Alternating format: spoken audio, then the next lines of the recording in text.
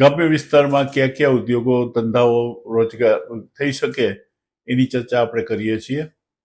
આ ત્રીજો ભાગ છે. 2 ભાગ તો આપેલા છે. આપેલા લગભગ 45-50 પ્રોજેક્ટની ચર્ચા આપણે કરેલી છે. આજે થોડા 15-20-25 પ્રોજેક્ટ ધંધાઓની વધારે ચર્ચા કરશી. આજે એક આજનો પહેલો પ્રોજેક્ટ છે પોપકોર્ન. મકાઈમાંથી પોપકોર્ન બનાવી શકાય. સિમ્પલ સાદું મશીન છે. કોઈ પણ અનસ્કિલ વ્યક્તિ કરી શકે, સારી રીતે કરી શકે. ફક્ત 8 થી 10 હજારનું એ મશીન આવે અને સ્કૂલ પાસે રાખી શકો, મંદિર પાસે રાખી શકો, બીજી કોઈ જગ્યાએ રાખી શકો. ગ્રામ્ય વિસ્તારમાં કરી શકાય, તાલુકા મથકમાં કરી શકાય, બીજી બધી જગ્યાએ કરી શકાય અને આરામથી 5-6 હજાર રૂપિયા, 10 હજાર રૂપિયા કમાઈ શકો. બીજી એક છે, મને યાદ છે, બીજો એક પ્રોડક્ટ છે છાશ સોડા. સોડા તો આપણે પી જ છીએ. સોડાનું એરેટેડ વોટરનું મશીન પણ નાખીને કરી શકાય. પણ આવું જ એક અમે મારા વતનની અંદર, ધ્રોલની અંદર એક ભાઈ છાશ સોડા બનાવતા.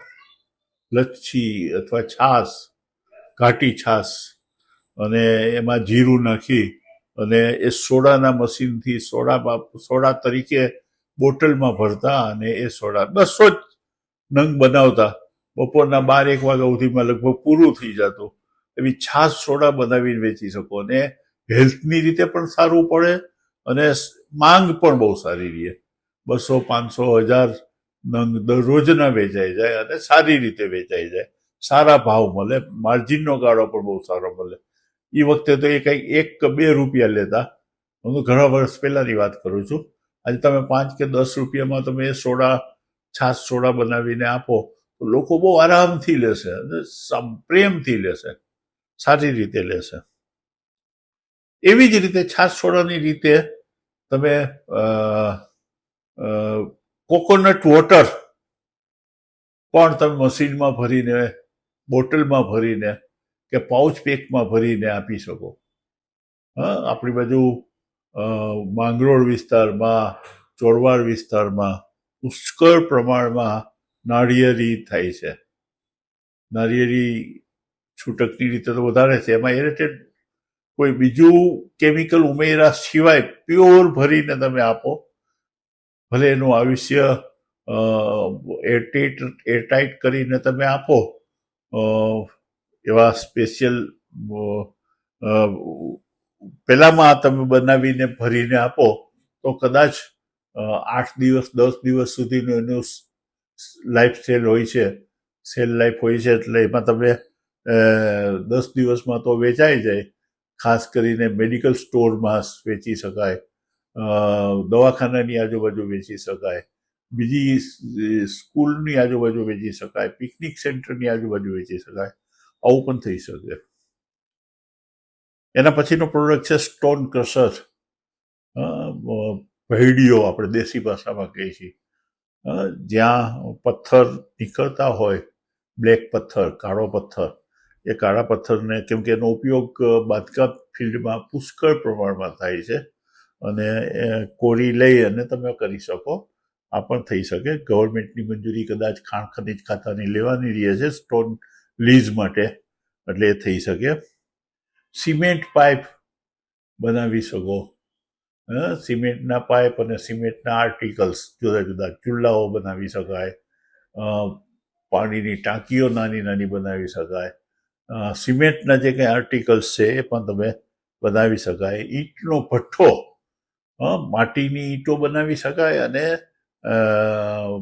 પેલી ઈંટો બનાવી શકાય. રાખમાંથી પણ ઈંટો બને છે, એ પણ બનાવી શકાય. માની લો મોટી મોટી ફેક્ટરીઓમાંથી જે એસ નીકળે, ટાટા કંપનીનો એસ છે કે બીજા બધા છે, એમાંથી પણ તમે બની શકે. ઇવન સિમેન્ટની પણ ઈંટો બનાવી શકાય અને મજબૂત થાય, એકદમ મજબૂત થાય. કેમ કે બધી જગ્યાએ હવે બેલા મળતા નથી. ઈંટો બનાવે જ છે, બને જ છે. મારે ત્યાં મારા ગામની અંદર ધ્રોલમાં એ મને યાદ છે ત્યારે 100 થી 150 ભઠ્ઠા હતા. ખાસ કરીને કુંભાર કોમ્યુનિટીના લોકોના ભઠ્ઠાઓ હતા અને શેડ્યુલ કાસ્ટના લોકોના ભઠ્ઠા હતા. મજૂરી કરે એવી રીતના હતા અને સારી રીતે થઈ શકે. નોટબુક બનાવી શકાય, રજિસ્ટર છે, નોટબુક છે, આવું બધી વસ્તુઓ બનાવે, એનું મેન્યુફેક્ચરિંગ કરી શકાય. LED બલ્બ બનાવી શકાય. બહુ નાનો પ્રોજેક્ટ છે, એકદમ નાનો પ્રોજેક્ટ છે. 20-25 હજારથી મૂડીથી ચાલુ થઈ શકે અને એનું માર્કેટ એમ કહેવાય છે કે આજથી 2030ની અંદર એનું માર્કેટ 5 ગણું વધી જશે. અત્યારે જેટલું છે એના કરતાં 5 ગણું વધી જશે એવો એક સર્વે છે. એટલે LED બલ્બનું પણ ઉત્પાદન આપણે ચાલુ કરી શકીએ. જ્યુટ પ્રોડક્ટ તમે બનાવી શકો. જ્યુટમાંથી ઘણી બધી પ્રોડક્ટો થઈ છે અને બહુ ઓછી મૂડીથી ચાલુ કરી શકાય. એના થેલા બનાવી શકાય. કેમ કે પ્લાસ્ટિક ઉપર બાન છે, પ્લાસ્ટિકનો ઉપયોગ હવે કરવા દેતા નથી ને કરવાના નથી અને સરકાર હજી વધારે કડક થશે. એટલે એ સંજોગોમાં તમે જ્યુટની પ્રોડક્ટ પણ બનાવી શકાય. હેન્ડીક્રાફ્ટની પ્રોડક્ટ બનાવી શકાય. હેન્ડીક્રાફ્ટની જુદી જુદી પ્રોડક્ટો છે, એનું બહુ મોટું માર્કેટ છે. એક્સપોર્ટ માર્કેટ પણ એટલું છે. એટલે એમાં તમે બહેનોને રોજગારી બહુ સારી રીતે આપી શકાય હેન્ડીક્રાફ્ટમાંથી. કચ્છની એક સંસ્થા છે, સૃજન એવી કંઈક છે, ભુજગંડી, ભુજથી 10-12 કિલોમીટર દૂર છે. શ્રોફ કોઈ બેન હતા, મેં જોયેલી છે. મને અત્યારે એક્ઝેક્ટ એનું નામ યાદ નથી, પણ એ બહુ સારી સંસ્થા છે, બહુ સારી રીતે કામ કરે છે. કચ્છની બહેનોનું બહુ સારી રીતે ઉપયોગ કરી અને હેન્ડીક્રાફ્ટની પ્રોડક્ટ બનાવે છે. ફરસાણ બનાવી અને વેચી શકો મોટા પાયા ઉપર. દાખલા તરીકે એનું પેકિંગ કરી શકો. ગાંઠિયા છે તો ગાંઠિયાનું, સેવનું, બીજી જુદી જુદી પ્રોડક્ટ છે, શક્કરપારા છે, આ બધી પ્રોડક્ટનું માર્કેટિંગ, ઉત્પાદન અને માર્કેટિંગ બે કરી શકાય. માની લો કે એક સાથે મોટા પ્રમાણમાં ઉત્પાદન કરી અને એને નાના નાના 5-5 રૂપિયા, 10-10 રૂપિયાના પાઉચ પેકિંગમાં ઉત્પાદન કરી પેકિંગ કરી અને વેચી શકો. ખારી સિંગ, રોસ્ટેડ સિંગ નું ઉત્પાદન કરી શકાય, વેચાણ કરી શકાય.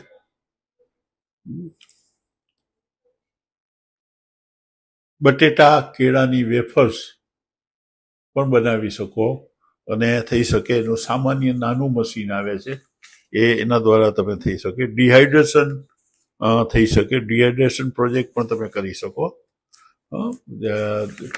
જે કંઈ એગ્રીકલ્ચરની મોટા ભાગની પ્રોડક્ટ, માની લો કે ડુંગળી છે, લસણ છે, ચીકુ છે, બીજી જે કંઈ ફ્રૂટ પ્રોડક્ટ, કેળા છે, એનું ડિહાઇડ્રેશન કરો. મને યાદ છે આજથી લગભગ 30-32 વર્ષ પહેલા, 25-30 વર્ષ પહેલા મેં એક ભાઈનું કેળાનું ડિહાઇડ્રેશન કરેલું કેળું મેં ખાધું હતું. એનો સ્વાદ મને હજી આજની તારીખે યાદ છે. એ વ્યાસભાઈને મેં કીધું છે કે તમે બેનાના વિશેની વાત થોડી કરજો. એટલે અત્યારે કદાચ બહાર છે એટલે વાત નથી થતી, પણ એ થઈ શકે. સેનેટરી વેર્સ, સેનેટરી નેપકિન્સ તમે બનાવી શકો, કરી શકો. એનું પણ એક નાનું મશીન આવે છે અને આની જરૂરિયાત હવે પહેલા બહેનો સેનેટરી નેપકિનનો ઉપયોગ નહોતા કરતા. હવે મોટા ભાગની બહેનો સેનેટરી નેપકિનનો ઉપયોગ કરે છે. તો આ નેપકિનનું ઉત્પાદન પણ પ્રોફેશનલી, ધંધાદારી રીતે મશીનથી તમે કરી શકો અને નાનું આવે. આના ઉપરની એક પિક્ચર પણ બનેલી હતી. એટલે આવું પણ થઈ શકે. Children were, ladies wear પ્રોડક્ટનું marketing, ઉત્પાદન બંને પણ કરી શકાય. બહેનોની કે છોકરાઓની નાની નાની વસ્તુઓનું ઉત્પાદનને મોટા સેન્ટરના મોટા સ્ટોરમાંથી ખરીદી કરો એના કરતાં 10% કિંમતે તમને આ વસ્તુઓ બની શકે, વેચી શકાય. Paper cup, paper napkin, paper cup, paper dish બનાવી શકો. આનું એક નાનું સિમ્પલ મશીન આવે છે, એ મશીનમાં તમે ઉત્પાદન કરી શકો. ઇમિટેશન જ્વેલરીઝ છે, એ બનાવી શકો અને વેચી પણ શકો. આ પણ તમે કરી શકો. સાબુ છે, ડિટર્જન્ટ છે, આ બધી વસ્તુઓનું પણ ઉત્પાદન અને વેચાણ કરી શકો. આમ જુદી જુદી ઘણી બધી પ્રોડક્ટો બનાવી શકાય, વેચી શકાય અને કરી શકાય. ને નાના સેન્ટરોમાં આવા પ્રોડક્ટનું વધુ પોપ્યુલર થવી જરૂરી છે. મિત્રો, તમને આજે થોડી આ પ્રોડક્ટ વિશેની વાત કરી છે. આશા છે કે કંઈક તમને એમાંથી ઉપયોગી થશે. આનો ઉપયોગ એક આઈડિયા તરીકે કરજો. આ જ વસ્તુ થઈ શકે એવું હું માનતો નથી, કે મારો દાવો નથી. આ વસ્તુ જ થવી જોઈએ એવો પણ આગ્રહ નથી. આ તમને એક આઈડિયા મળે, આમાં તમે તમારી આઈડિયા ડેવલપ કરી શકો, એટલા માટે એક તમને દિશા આપી છે. એ દિશામાં તમે આગળ વધી શકો. તમે કંઈક પોતાનો રોજગારી મળે એવો ધંધો કરો, નાના સેન્ટરોમાં કરો, ગ્રામ્ય વિસ્તારમાં કરો, એવો અમારી વિનંતી છે, આગ્રહ છે અને જરૂરિયાત પણ છે. આશા છે કે કંઈક આ માહિતી ઉપયોગી થશે. હજી પણ મોટા પ્રોજેક્ટની વાત પણ અમે તમને કરીશું. ક્યાં પ્રોજેક્ટ કરી શકાય એની વાત કરશી. પ્લાસ્ટિક વિશેના ઉદ્યોગની વાત કરશી. કેમિકલ વિશેના ઉદ્યોગની વાત કરશી. ફૂડ એગ્રોબેઝ ક્યાં ઉદ્યોગો થઈ શકે એની વાત કરશી. બીજી જે કંઈ પ્રોડક્ટ છે, એન્જિનિયરિંગ પ્રોડક્ટમાં કઈ વસ્તુઓ કરી શકાય એની વાત પણ તમને કરીશું. અમને જુદા જુદા એક્સપર્ટ દ્વારા કરાવીશું.